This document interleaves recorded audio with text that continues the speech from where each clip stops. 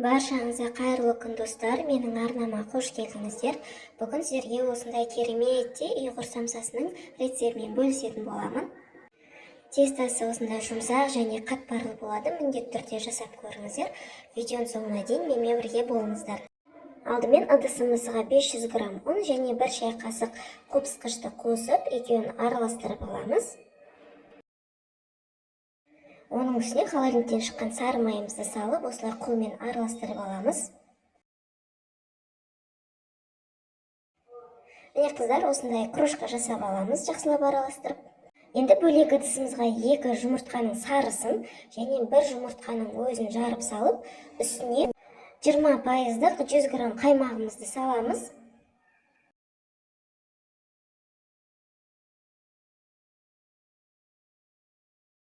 Оның үстіне 1 шай қасық тұз және 50 грамм суымызды құйып, венчиктің көмегімен барлығы толығымен жақсылап араласқанша араластырып аламыз.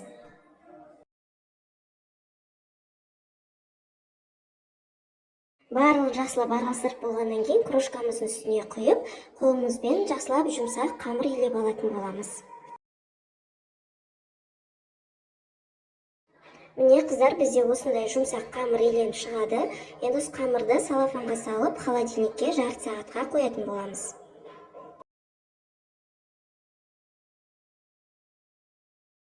Енді холодильникке жарты сағат қойған қамырымызды алып, 2-ге бөліп, жайып алатын боламыз. Мен 1 бөлігін жайып жатырмын.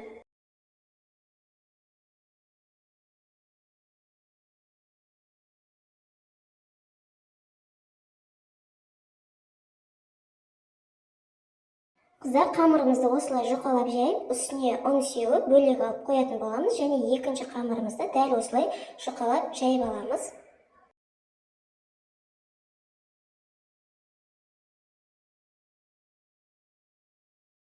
Қыздарым, мінекей мен екінші қамырымды да жайып болдым, өте жұқа қамыр болды.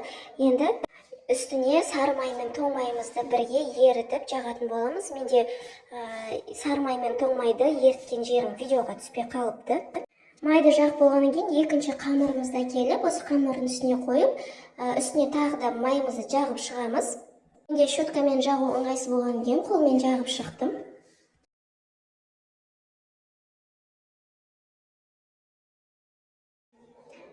Енді қамырымызды осылай ортасына ауа кірмейтіндей етіп, жақсылап тығыздап орап шығамыз. Қыздар, қамырымызды орап алдық. Енді дәл осылай орап, тарелкаға сыртынан салафанмен орап, холодильникке 1 түнге қоятын боламыз. Егер асығыс болса, 3 сағатқа қоямыз. Енді начинкасын дайындайтын боламыз. Фарштың үстіне пиязды салып, және оның үстіне майдалап туралған картоппен сәбіз қосатын боламын. Сіздер қалауларыңызша қоспасаңыздар да болады. Татымына қарай тұз және қара бұрыш салып, барлығын жақсылап араластырып аламыз. Қыздар, қосылатын заттың мөлшерінің барлығы астыңғы бөлімде описаниеда жазулы тұр, сол жақтан қарасаңыздар болады.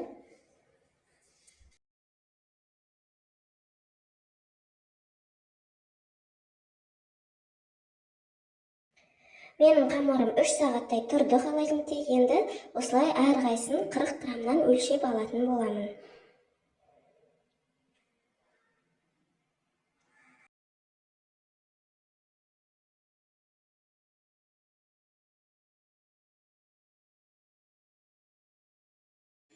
Енді осы өлшеп алған қамырларымызды жаюға ыңғайлы болу үшін осылай үстінен басып шығамыз.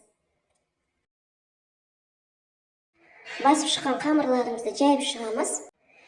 Қамырларыңыздың қалыңдығын жұқа етпей, осы видеода көріп тұрғандай жайып аласыздар.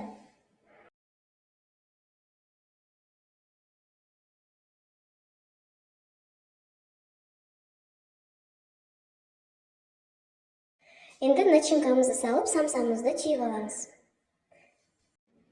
Қамырды осылай 2 бүктеп, шеттерін осылай жақсылап бекітіп, осылай түйіп шықсаңыздар да болады, немесе өздеріңіздің қалауларыңызша түйсеңіздер де болады.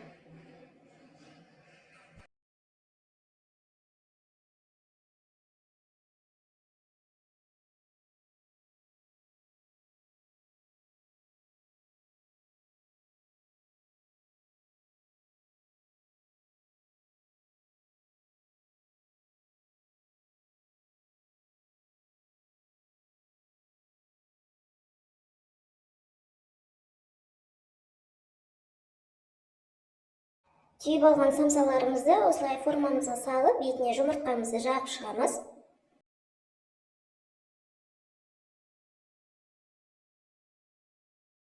Бетіне кунжут сеуіп, алдын ала қызып тұрған пешке 180 градуста 25-30 минутта пісіріп аламыз. Мінекей біздің самсамыз пісіп шықты. Дәмі өте дәмді болып шығады. Қыздар, міндетті түрде жасап көріңіздер. Қамыры да жұмсақ болып шығады.